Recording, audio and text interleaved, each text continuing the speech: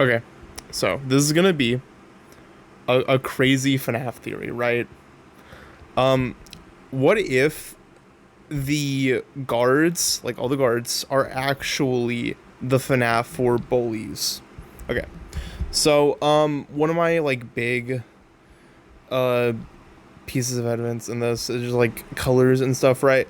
So like Michael, right? You have him in a gray shirt, right? In FNAF 4. Like, FNAF 1 is a lot of grays, a lot of blacks and stuff.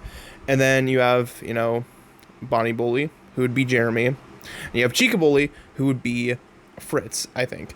And they're wearing a red and blue shirt, right? FNAF 2 I think is kind of like, a lot of reds and a lot of blues, right? In my opinion, kind of, right?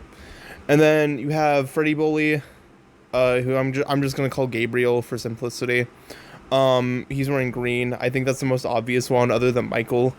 Because like FNAF 3 is very green and stuff, right? Um, and I think other piece of evidence is that the missing children, some of them share the names of the FNAF 4 bullies, right?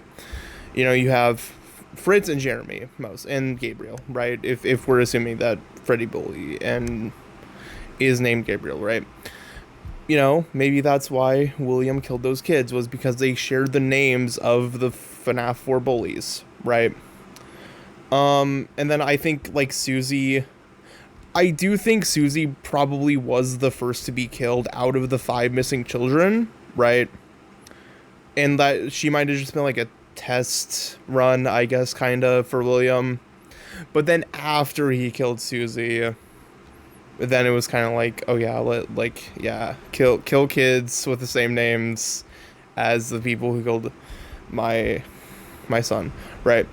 And then, but with Cassidy, I have a separate theory that I want to talk about in another video, and that is that what if, this is a big what if, what if Cassidy is actually Michael's stepsister?